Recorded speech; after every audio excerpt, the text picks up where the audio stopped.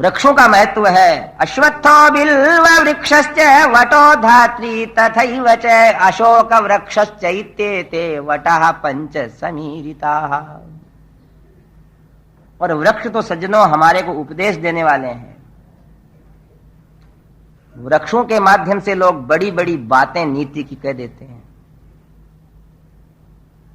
महाराजा रणजीत सिंह जी के जीवन में एक बात आती है कि महाराज रणजीत सिंह रोज घूमने जाते सायंकाल। देखो, स्वस्थ रहने के लिए चाहे राजा हो, चाहे महाराजा हो, चाहे सेठ हो, चाहे साहूकार, कुछ न कुछ उसको परिश्रम करना पड़ेगा। नहीं तो अगर शरीर के साथ हम मजाक करेंगे तो शरीर हमारे साथ मजाक करेगा। भ्रमण करने जाते महाराज रणजीत सिंह। एक दिन ठंड के अंदर 7 दिन तक पानी गिरा। पोष के महीने में जमीन गीली हो गई। घूमने के लिए भी बादल खुलते नहीं थे। 8वें दिन जब वर्षा खुली तो महाराज रणजीत सिंह अपने मंत्रियों के साथ, सैनिकों के साथ घूमने गए। 8वां दिन ऐसा उदय हुआ कि सूर्य प्रज्वलित हुए, दिशाएं स्वच्छ हो गई, पत्थर जैसी भूमि थी घूमने की। उस पे घूमते घूमते घूमते घूमते जा रहे थे, वन में गए कि एक पत्थर आके लगा उन्हें। पीड़ा हुई, खून की धार बह निकली। मंत्रियों ने उनके ऊपर कपड़ा अपड़ा बांधा और सबके नेत्र रोष से लाल हो गए। किस दुष्ट ने आपको पत्थर से मारा? चारों दिशाओं में मंत्री लोग भगे तो एक नारी को दौड़ते हुए उन लोगों ने पकड़ लिया और डरा करके ले आए। पत्थर मार दिया महाराज को, दौड़ रही है, कहां जाएगी बच के? कांपती हुई वो बेचारी परमात्मा को मना रही कि हे भगवान, क्या होगा हमारे गृहस्थ का? महाराज को भी बड़ा क्रोध आया। पर राजाओं और बड़े आदमी में ये विशेषता होती है कि वो थोड़ा निर्णय करने के पहले सोचते हैं। पीड़ा हुई तब उनने क्या कहा कि इसको कल बुलाओ वहां राजसभा में, कि इसने मेरे को पत्थर क्यों मारा। अगले दिन राजसभा के अंदर गई और जाने के बाद राजा जब मंत्रियों के साथ उपस्थित हुए तो राजा ने कहा मंत्रियों से, पूछो इसको, इस बेवकूफ स्त्री से कि मेरे पत्थर क्यों मारा। ऐसा क्रोध करके बोले राजा। तब वो महाराज को देख करके उसका साहस छूट गया। फिर वो कहती है कि महाराज, गरीबी बहुत बुरी होती है। भूख लगी तो ये बच्चे आंसू पी कर रह जाते हैं। हाय गरीबों की मजबूरी, क्या क्या कर सह जाते हैं। आपको ये सोचना पड़ रहा है कि हमारे लाडले लाल को दवाई दे जिससे उसको भूख लगे। किसी के सामने ये समस्या है कि हमारे भूखे बच्चों के पेट में क्या डालें। चाहे लाख करो तुम पूजा, तीरथ करो 1000, दीन दुखी को ठुकराया तो सब कुछ है बेकार। कितने गरीबी है, और गरीबी भगवान को रोकर के पुकारता है कि मात पिता तुम मेरे। उसके शब्द में करुणा रहती है। शरण गहूं किसकी, तुम बिन और न दूजा, आस करूं जिसकी। उस नारी की आंख में आंसू छल छला गए। महाराज, मैं लकड़ी काटने वाली नारी हूं, लकड़ियां काट करके बेचती हूं, और हम गरीबों को लोग पैसा भी पूरा नहीं देते हैं। झाड़ू बेचने वाली, लकड़ी बेचने वाली, यहाँ लकड़ी का काम नहीं, पर अभी भी शहरों में जाती हैं तो वो 10 रुपए मांगती हैं तो लोग उसको 5 ही देते हैं। भले ही 5 रुपए की स्वयं सिगरेट पी जाओ रोज।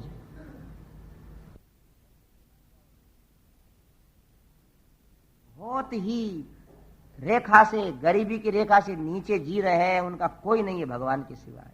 और सच्ची भगवान ही पाल रहे हैं। नहीं, हम तो अपने पड़ोसी की खबर नहीं ले सकते। दीनानाथ वो है, उसी की क्षमता है। हम लोग क्या है, हमारे पड़ोस में सुनाई देने वाली चीख को, चीत्कार को भी हम नहीं सुनते हैं। महाराज रणजीत सिंह जी ने पूछा क्या हुआ? कि लकड़ियां 7 दिन तक पानी बरसने से गीली हो गई, काटने के लिए लकड़ी है ही नहीं, गीली लकड़ी को कोई खरीदता नहीं, भीख हमें कोई मजदूरों को देता नहीं। मेरे महाराज 5 बच्चे हैं, मेरे बच्चों को लेकर गई मैं जंगल में, और वहां कुछ नहीं था, एक झाड़ी के बेर लगे हुए थे, बेर। झाड़ी हिलाई, मैंने बेर खाए, और बेर खाने के बाद बेरों को पत्थर से तोड़ रही थी, तो वो पत्थर भूल से आपकी ओर चला गया और आपके लग गई, मेरा अपराध यह है। तब मंत्रियों ने कहा महाराज इस नारी को झूठ बोलना आता है, ये बनावटी बातें जानती, इसको ऐसा दंड दो कि अपनी रोज घट्टी पीसती रहे, एक समय भोजन दो, मरने दो इसके छोरों को, मांगेंगे भीख और अपना काम चलाएंगे। तब महाराज रणजीत सिंह ने कहा कि अरे मंत्रियों, एक कटीली झाड़ी इसका पत्थर खा करके इसको बेर दे सकती है, और मैं पत्थर खा करके राजा होकर के दंड दूंगा तो उस कंटीली झाड़ी से भी गया गुजरा हो जाऊंगा। इसकी बात सुनो तुम। वृक्ष उपदेष्टा है, महाराज ने उसको जीविका दी। वृक्ष उपदेष्टा है, छाया देते हैं, फल देते हैं, पत्र पुष्प देते हैं, कुल्हाड़ी से कट करके, मशीन से कट करके आपके यहां किवाड़ बनते हैं, फर्नीचर बनते हैं, जला करके रोटी बनाते हैं, कोयला होकर के सिगड़ी जलाते हैं, और राख बन करके आपके बर्तन मांजते हैं। है कोई परोपकारी इन वृक्षों जैसा? परोपकाराय फलन्ति वृक्षाः, परोपकाराय वहन्ति नद्यः, परोपकाराय वर्षन्ति मेघाः, परोपकाराय सतां विभूतयः। यह है संसार में उपदेश देने वाली वस्तुएं। वृक्ष प्रकृति के अंदर मनुष्य को परोपकार करने वाला विशाल उपदेष्टा है, जो खड़ा होकर के आंधी तूफान शीत सहन करके हमें कहता कि परोपकार करो। ऐसे हमारे भारत के विश्व के अंदर प्रसिद्ध 5 वृक्ष अश्वत्थ है, पीपल, वट वृक्ष, धात्री यानी आंवला, अश्वत्थ बिल्व वृक्ष, और 5वां अशोक। ऐसा कहते हैं कि पीपल का वृक्ष दिन रात ऑक्सीजन ही ऑक्सीजन देता है, उसके नीचे रात में सोने में भी डर नहीं है। बिल्व वृक्ष के अंदर रहने से जैसे सुवर्ण के धातु के उपयोग करने से फायदा होता है, वैसे बिल्व वृक्ष की सेवा से मनुष्य को सफलता मिलती है। वट वृक्ष ऐसी शीतल छाया देता है कि गर्मी में शीतल और ठंड के अंदर वह छाया गर्म रहती है उसको। और आंवला जिसका नाम है धात्री फल, मां जैसा मनुष्य को मधुर दुग्ध पिलाती है, अपने हाथ से उसके सिर पर हाथ फेरती है, ऐसे आंवले का समुचित उपयोग करने वाला व्यक्ति निरोग रहता है। और अशोक वृक्ष की छाया में रहने वाले व्यक्ति की लालिमा, उसकी तंदुरुस्ती, कहना चाहिए उसका तेज, उसकी कांति समाप्त नहीं होती। ऐसे इन वृक्षों के अलग अलग गुण हैं। उन वृक्षों के नीचे भगवान ने लक्ष्मण से कहा कुटी बनाओ। अब लक्ष्मण तो कुटी बनाने के लिए तैयार हो गया पर्णशाला के पास। काम पर्णशाला बनाने के लिए राम और सीता देख रहे हैं।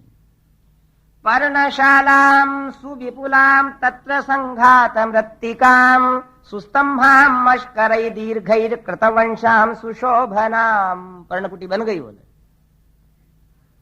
ऐसे थोड़ी बन जाती है सजनों। सेवक की प्रशंसा इसलिए करना पड़ती है कि सेवक के परिश्रम के बिना कुछ नहीं है। आप यहां बैठे हो दरी के ऊपर आराम से, पंखे चल रहे हैं, कथा सुन रहे हो, पर ये सब किसने बिछाई है? उनको अपने आप ईश्वर उन्नति दे देता है, कीर्ति दे देते हैं। ईश्वर ऐसे हैं जो किसी की कीर्ति करने में, किसी का उपकार मानने में कभी भी कृपण नहीं होते। गूंज उठा लक्ष्मण ने जब सूखी लकड़ियों को काट करके छील छील करके खंबे बनाए, जब खड्डे खोद करके खंबा टेकने लगता खड्डे में, जब तक लक्ष्मण के उस चंद्रमा के सदृश मुख से पसीने की धारा भी नीचे गिर जाती है और जानकी रोने लगी है कि हे रघुनंदन, आज कितने वर्ष हुए कुमार के हाथों के अंदर छाले गिर गए हैं। आपका रंग तो फिर भी श्याम है, किंतु ये गौर वर्ण वाला लक्ष्मण जब हमारे लिए सेवा कार्य करते हैं तो सारे लोग चकित हो जाते हैं, रात में पहरा देते हैं। नीरव शांत निशा के अंदर भी देवता इसके ऊपर पुष्प वृष्टि करते हैं। ऊपर उनने शाखाएं बिछाई, पत्ते लगाए, ढका, उसको रसोई बनाने की जगह अलग बनाई, स्नान करने की जगह अलग बनाई, बैठने की, अतिथियों के आने की, धनुष बाण रखने की, प्रकाश आने की, शुद्ध विशुद्ध हवा मिलने की, ऐसी सुंदर पर्णकुटी बनाई। फिर पूजा की, लेपन किया गोबर इत्यादि गोमय से, स्नान करके आए लक्ष्मण वापिस गीत गाते हैं भगवान राम के, अपने आप को कृतार्थ समझते हुए। ततः पुष्पांजलिं कृत्वा शांतिं च स यथा विधि दर्शयामास रामाय तदाश्रम पदं कृतम्। और भगवान राम से निवास करने के लिए प्रार्थना की। उस समय जब भगवान से प्रार्थना की तब आज भगवान क्या कहते हैं राम लक्ष्मण से, प्रीतोस्मि ते महत्कर्म त्वया कृतमिदं प्रभो प्रदेयो यन्निमित्तं मे परिष्वंगो मया कृतः। भगवान देखो जब सबसे ज्यादा प्रसन्न होते हैं ना, सबसे ज्यादा प्रसन्न तो उनके पास क्या वस्तु रहती है देने की कि उठा करके गले लगा करके छोड़ते नहीं है। कि लक्ष्मण है, जानकी जी भी कह रही है, मैं भी समझ रहा हूं कि तुम्हारा ऋण हम कब चुकाएंगे। भावज्ञेन कृतज्ञेन धर्मज्ञेन च लक्ष्मण त्वया पुत्रेण धर्मात्मा न संवृत्तः पिता मम। भावज्ञेन कृतज्ञेन धर्मज्ञेन च लक्ष्मण त्वया पुत्रेण धर्मात्मा न संवृत्तः पिता मम। ऐसी बात कही है कि किसी ने नहीं कही अपने भाई के लिए, कि मेरे भाव को जानने वाला है तू कृतज्ञ व्यक्ति है और धर्म को जानने वाला है। तुमने मेरी इन वर्षों में भोजन दे करके, निवास दे करके, रक्षा करके, वस्त्र इत्यादि स्वच्छ करके ऐसी सेवा की है कि जैसे बचपन के अंदर बालक के माता पिता उसका पोषण करते हैं। लोग कहते हैं कि मेरे पिता महाराज दशरथ दिवंगत हो गए, किंतु ए लक्ष्मण है, पिता की तरह मेरे को पालने वाला तू दशरथ के रूप में लक्ष्मण बना हुआ मेरे लिए बैठा है। यानी पिता के बराबर माना उनको। ऐसा कह करके भाई को गले उठ लगा करके कई देर तक अपने आंसुओं से सींचते रहे और लक्ष्मण का जीवन कृतार्थ हो गया। एक दर्द सज्जनों कहा है कि जैसे भगवान ने उसको गले लगाया लक्ष्मण को, वैसे ही भगवान का मंदिर बना करके, मूर्ति पधरा करके, वहां सब राजोपचार, भोजन व्यवस्था, स्नान, वस्त्र, सुगंधी द्रव्य, सुगंधी वस्तुएं, सुगंधी पुष्प जो व्यक्ति व्यवस्था करता है उसको भगवान वैकुंठ लोक में अपने गले लगा लेते हैं। मंदिर निर्माण का उपदेश संकेत में कर रहे हैं। और इस पंचकुटी के अंदर भगवान राम लक्ष्मण जानकी सानंद निवास कर रहे हैं और पंचकुटी की छाया के अंदर, पंचवटी की पर्णकुटी के अंदर सानंद व्यतीत करने वाले भगवान के दर्शन करते हुए हम अपराह्न की कथा सुनने के लिए 2:30 बजे फिर पधारे हैं। श्री राम जय जय राम, राम श्री राम जय जय राम,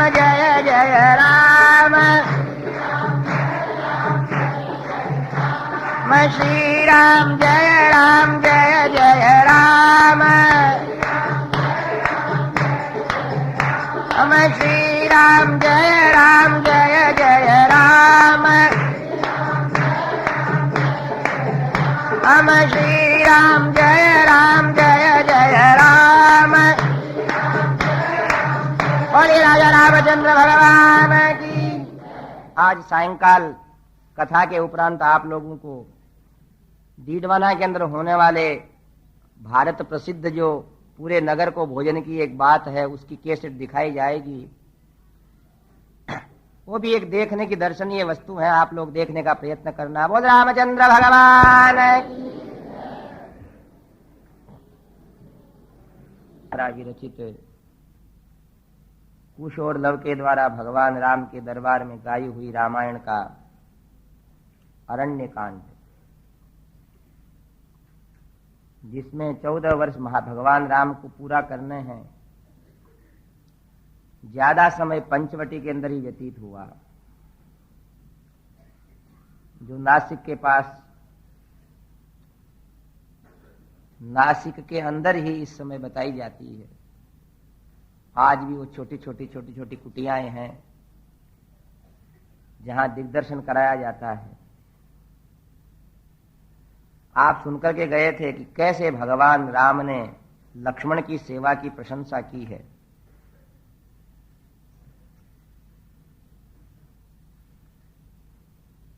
कि हे कुमार लक्ष्मण,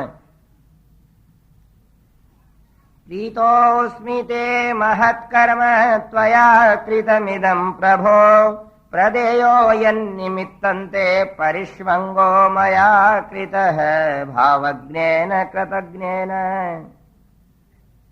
धर्मज्ञेन च लक्ष्मण, त्वया पुत्रेण धर्मात्मा न संवृत्तः पिता मम।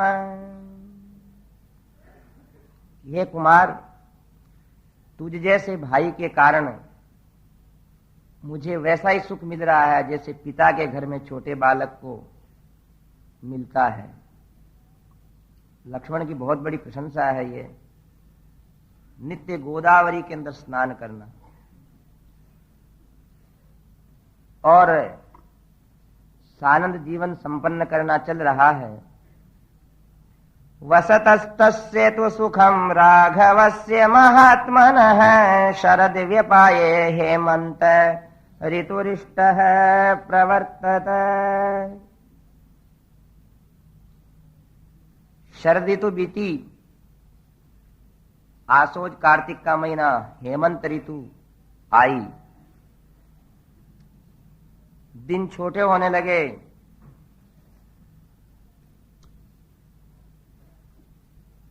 एक दिन गोदावरी में स्नान करके भगवान राम शिला के ऊपर बैठे हैं। स्वच्छ भगवान सूर्य का मंद मंद प्रकृति को, शरीर को सुहाने वाला तेज चारों तरफ फैल रहा है। और इस समय ऋतु का विचार किया। लक्ष्मण ने कहा, अग्रज, यह तो दक्षिण देश है, यहां इतनी ठंड नहीं पड़ती। इस समय अयोध्या के अंतर्गत तो भगवान सूर्य भी बिल्कुल कम तपते हैं, लोग अग्नि का आश्रय छोड़ते ही नहीं हैं। इतना कहा लक्ष्मण ने कि उसी समय भगवान राम को भरत की याद से आंसू आ गए। अस्मिंस्तु पुरुष व्याघ्र काले दुख समन्वित है, तपश्चरति धर्मात्मा त्वद्भक्त्या भरतः पुरे। आज लक्ष्मण सोचता है कि मैंने भरत के लिए एक बार कुछ कटु कह दिया था। आज अवसर है जब मैं महामनस्वी भरत को याद करके मेरे मन को सुखी कर लूं। देखो, किसी वास्तविक में भले व्यक्ति के प्रति स्वभाववश, भूलवश यदि कभी कटु निकल भी जाए शब्द, तो कभी मौके पर उसकी जी भर के प्रशंसा करना चाहिए। त्यक्त्वा राज्यंच मानंच भोगांश्च विविधान बहून, तपस्वी नियताहारः शेते शीते महीतले। त्यक्त्वा राज्यंच मानंच, हे अग्रज, जिनने राज्य को छोड़ दिया, मेरे जैसे व्यक्ति ने जिनको कटु शब्द भी कहे और भी लोगों ने उनको कटु शब्द कहे, पर सबको सहन करके आपकी भक्ति में भरत अभी ठंडी जमीन के ऊपर सरयू में स्नान करके सो रहे हैं। हे रघुनंदन, मैं बात बात पे कठोर बोल देता हूं। आप तो स्वयं धर्म के स्थानभूत हैं, किंतु मैं आपसे याद कर रहा हूं, कभी पहले भरत भैया को मैंने कठोर बोलते हुए नहीं सुना। पर समझ में नहीं आता कि जिसके पिता महाराज दशरथ हैं, भाई राम हैं, नहीं, भरता दशरथो यस्यः साधुश्च भरतसुतः कथन्नु सांबा केकेयी तादृशी क्रूरदर्शिनी। बड़ा सुंदर वातावरण चल रहा था तो भरत ने क्या कह दिया कि जिसके स्वामी महाराज दशरथ हैं और भरत जैसा साधु बेटा है, वो केकेयी ऐसे कठोर स्वभाव वाली कैसे हो गई। तब भगवान राम ने कहा भरत लक्ष्मण से कि लक्ष्मण है, अभी भी तुम बात करने की पद्धति को पूरी नहीं समझे हो। लक्ष्मण ने कहा भैया क्यों? कि भरत की याद के अंदर में ऐसा विह्वल हो गया था कि बस मेरे सामने इस समय अयोध्या का नंदीग्राम और वो मेरे भाई भरत आंखों के सामने थे, और भ्रातृ प्रेम की नदी बहा दी लक्ष्मण तुमने आज। न पित्रे मनुवर्तन्ते मातृकम द्विपदा इति ख्यातो लोक प्रवादोयम भरते नान्यथा कृत है।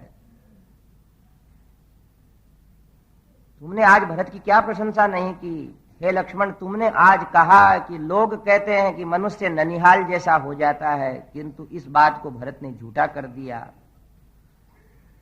सब प्रकार से मेरे सम्मुख अयोध्या के राजप्रासाद, अयोध्या की सरयू, अयोध्या की माताएं, कुमार भरत, शत्रुघ्न, लक्ष्मण, तुम, हम चारों समीप सरीके लग रहे थे मेरे को स्वभाव में अभी, किंतु केकई के प्रति तुमने कठोर वचन कह करके वो ऐसी क्रूर कैसे हो गई, कह करके सारी बात को तुमने बीच में ही बिगाड़ दिया। लक्ष्मण, कभी भी बात करना तो ऐसी करना चाहिए जिससे प्रेम रस की उत्पत्ति होती रहे, मन में उन बातों को याद नहीं करना जिससे कोई क्षोभ पैदा होवे। संस्मराम्यस्य वाक्यानि प्रियाणि मधुराणि च हृदयान्यमृत कल्पानि मनः प्रह्लादनानि च। कैसे वाक्यों के लिए उनने भगवान राम ने विशेषण प्रकट किए हैं कि कुमार, मैं भरत के उन वाक्यों को स्मरण कर रहा हूं जो प्रिय थे, मधुर थे, अमृत जैसे थे, मन को प्रसन्न करने वाले थे। कदा मैं भरत से मिलूंगा अब। ऐसे चारों भाई अयोध्या की याद करते करते आ गए। कृताभिषेको रामस्तु सीता सौमित्रिरेव च तस्मात् गोदावरी तीरात् ततो जग्मुः स्वमाश्रमम्। अपने आश्रम में आ गए। रात में संसार के और तो सारे कार्य बंद हो जाते हैं, सब निद्रा की गोद में चले जाते हैं, किंतु निशाचर लोगों का तो समय ये रात्रि ही है। निशाचर निशाचरियां संचरण करती रहती हैं।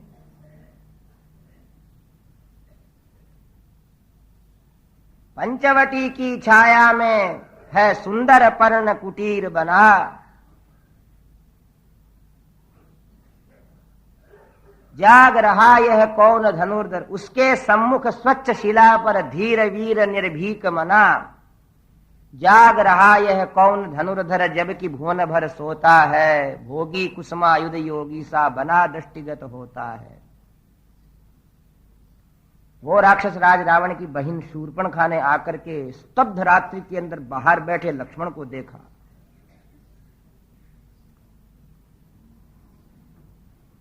जिसकी रक्षा में इसका तन है, मन है, सब कुछ है, और उसको क्या समझ में आई कि संसार सारा जब सोया है, कोई नहीं जाग रहा है, जब ये एक वीर पुरुष यहां द्वारपाल बना बैठा है तो मालूम पड़ता है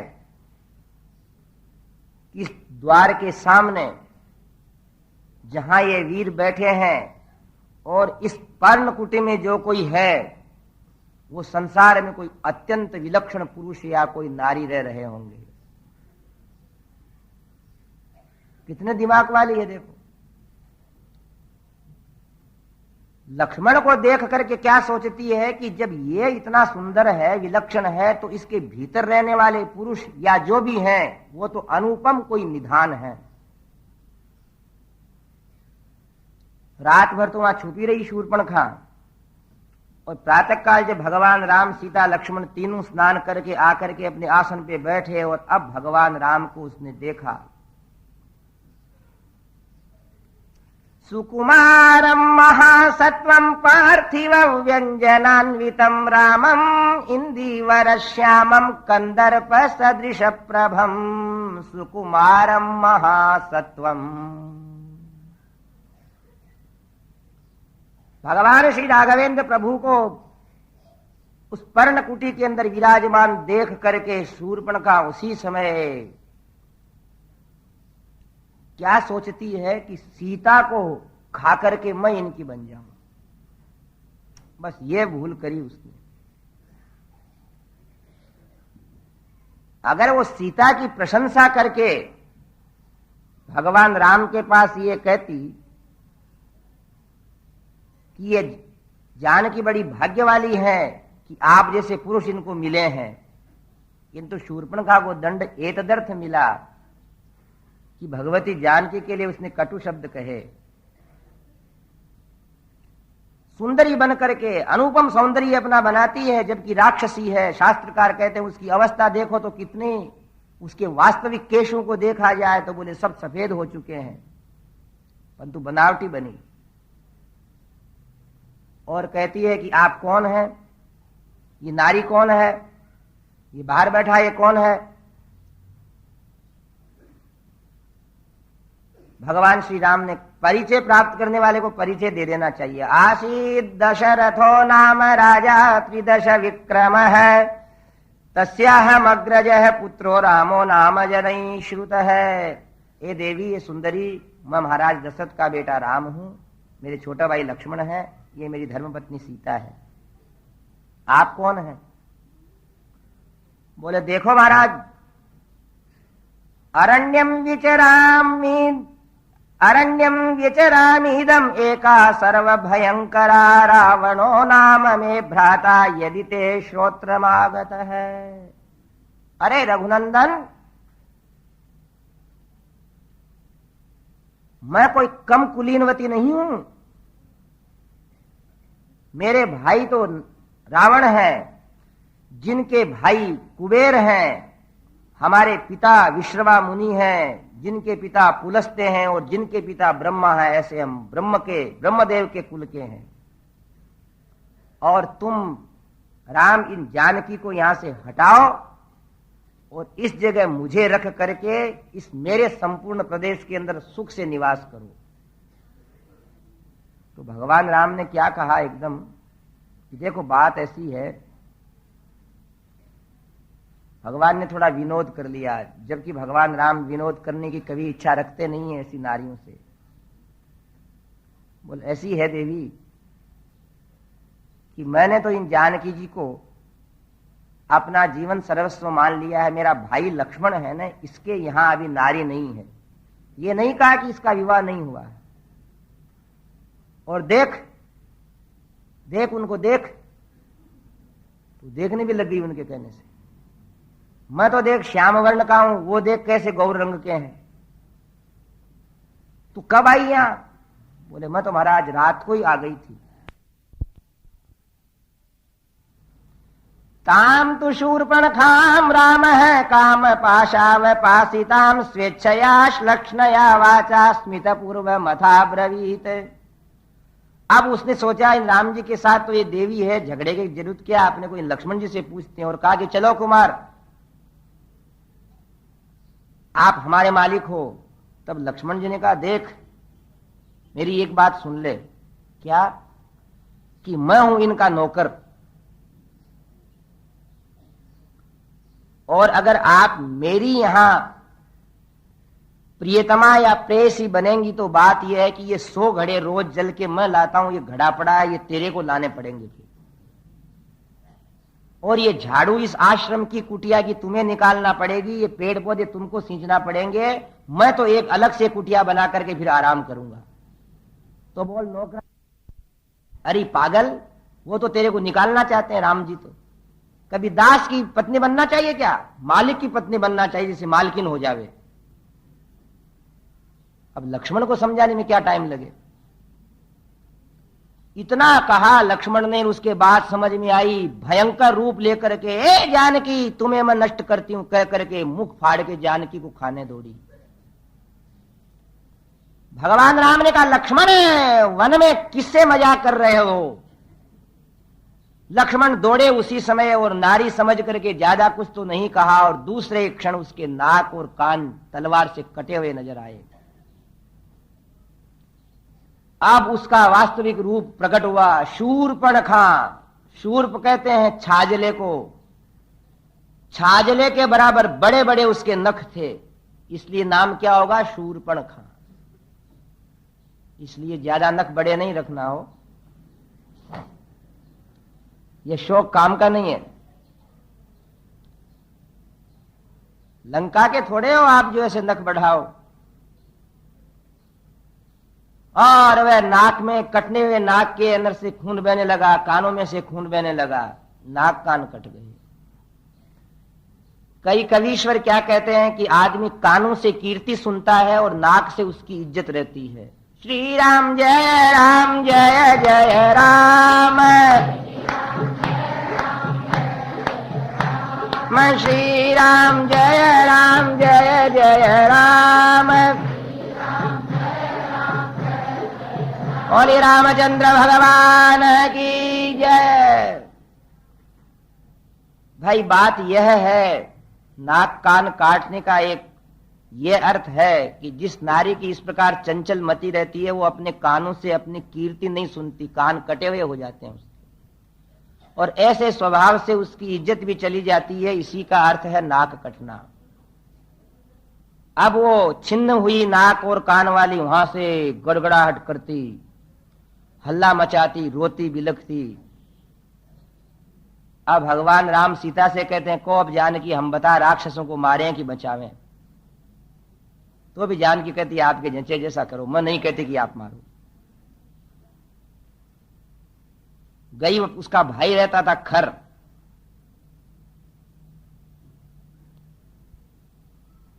खरगोन के पास रहता था, खंडवा के पास। इतना आक्रांत था इन लोगों का। वो सोया था, जाकर के कहा, अरे राक्षस राज रावण के मंत्री, तुम्हारे अस्त्र शस्त्रों के पड़े हुए जंग आ गया है, तुम्हारा समय वो आ गया है कि यहां से तुमको पांव सिर पर रख करके लंका की तरफ दौड़ना पड़ेगा। अब उनने सोचा, बाई जी की ऐसी कर्कश आवाज कैसे आ रही है, रावण की बहन। देखा नाक कान कटे हुए, क्या हुआ, तरुणौ रूप संपन्नौ सुकुमारौ महाबलौ पुंडरीक विशालाक्षौ चीर कृष्णाजिनांबरौ। अरे दो तरुण आए हैं, रूप के निधान हैं, कमल के समान नेत्र हैं, चीर वलकल वस्त्र पहने हैं, फलमूल खाते।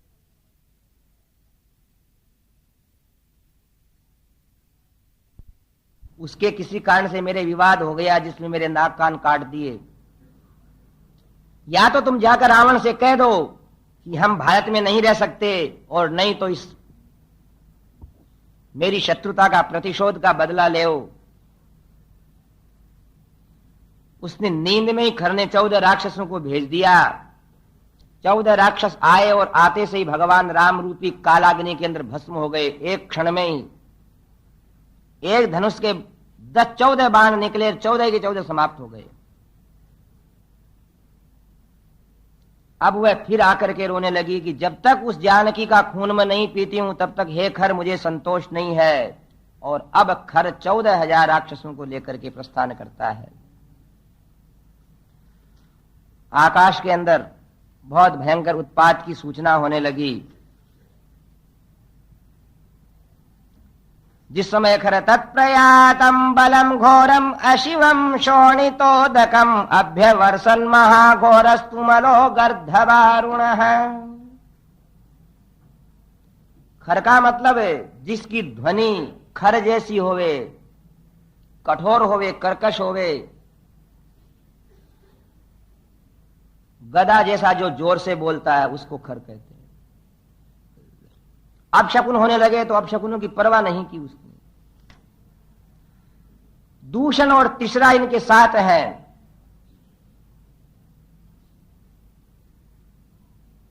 खर दूषणम।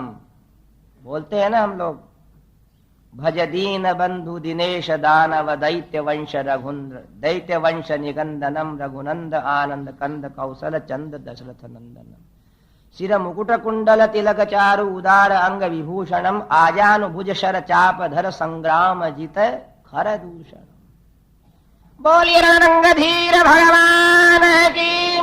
आश्रमं प्रति याते तू खरे खर पराक्रमे तानयोत्पातिकान् रामः सह भ्रात्रा ददर्श है। दीर्घ श्वास लिया रघुनंदन ने, दूर होने वाले कोलाहल को सुना। भगवान राम की दाहिनी भुजा ऊंची उठने लगी, अपने आप स्पंदित होने लगी और कहा, ए लक्ष्मण, देख बहुत हल्ला गुल्ला राक्षसों की सेना का हो रहा है, मेरे को विजय की सूचना हो रही है। और लक्ष्मण से भगवान राम कहते हैं कि आज अगर मेरी बात नहीं मानेगा तो मैं तुझसे कहता हूं, मेरे चरणों की सौगंध है, चुपचाप जानकी गुफा में बैठ जावे और तू उस गुफा के बाहर पहरा देना, नहीं तो अपन दोनों लड़ने लग जाएंगे तो जानकी का कोई हरण कर लेगा, हमारे लिए समस्या उत्पन्न हो जाएगी। प्रतिकूलितुमिच्छामि नहि वाक्यम इदं त्वया शापितो मम पादाभ्याम गम्यताम वत्स माचिरम। लक्ष्मण ने कहा, मेरी मां ने कहा है भगवान की युद्ध में आपके आगे रहूंगा, मैं वन के अंदर आप चलते हो तब आपके पीछे चलता हूं, संग्रामण के अंदर मैं आगे जाऊंगा, पर आपने मेरे को चरणों की सौगंध निकाल दी है, इसलिए आपकी जो आज्ञा। अब एक तो भगवान राम और 14,000 राक्षस, देवता लोग सोचते हैं, सारे ऋषि लोग। बोलिए रणरंगधीर भगवान। चतुर्दश सहस्राणि रक्षसां भीम कर्मणाम एकश्च रामो धर्मात्मा कथम युद्धम भविष्यति। आकाश मंडल में देवता छा गए युद्ध देखने के लिए। ततश्शर सहस्रेण रामम अप्रतिमौजसम अर्धयित्वा महानादम ननाद समरे खरः। दूषण तीसरा अक्षर तीनों अपने 14,000 राक्षसों लेकर लड़ने आए, हजारों बाण चारों तरफ से गिरने लगे। मुदगर मूसल खड्ग परिश भाले त्रिशूल चलने लगे, जिनको भगवान श्री राम ने अपने धनुष को ऐसा संचालन किया कि एक तेज दिखता था, किसी को पुरुष नहीं दिखते थे। दूषण मारा गया, त्रिशरा मारा गया। और खर क्या कहता है, ए रघुनंदन, ये सामान्य राक्षसों को क्या मारते हो, मेरे को मारो, मेरे को, ये तो सामान्य राक्षस हैं। तम रथस्थम धनुष्पाणिम राक्षसम पर्यवस्थितम ददर्शु सर्वभूतानि पाश हस्तमिवांतकम। पहाड़ के समान बैठा था वो रथ पर। जब उसका रथ चला राम की ओर तो पृथ्वी डोलने लगी। भगवान ने बाणों से उसके घोड़े मारे, रथ को तोड़ा तो गदा लेकर के जमीन पर कूदा तो पृथ्वी डोल गई। भगवान राम की तरफ इतना दौड़ करके आया, बीच में ही उसकी गदा काट दी, तोड़ दी, छिन्न भिन्न कर दी, तो मुख फैला करके राम जी को निगलने के लिए बस 5-7 कदम का ही फैसला रहा। बाण भी नहीं चला सकते तो भगवान 3 कदम पीछे सरके। वो चंद्रकेतु लक्ष्मण के बेटे ने लवकुश से कहा कि जानते हो हम रामचंद्र जी के सेवक हैं। तो कुश और लव कहते हैं, हाँ हम जानते हैं, जिन राम जी ने खर को मारने के लिए 3 कदम पीछे रखे थे। पीछे रखना ठीक नहीं कदम, इसलिए कहते हैं जो कहीं नहीं हारा वो बीबी और बच्चों से हारा। इनके सामने सबको हाथ जोड़ने पड़ते हैं।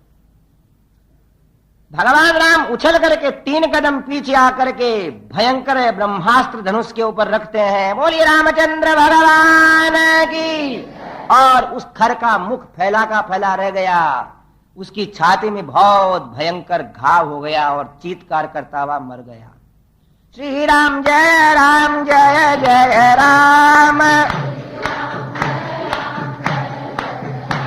मैं श्री राम जय जय राम। श्री राम जय राम राम।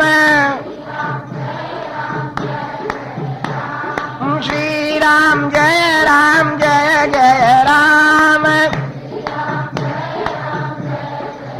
और ये रामचंद्र भगवान की।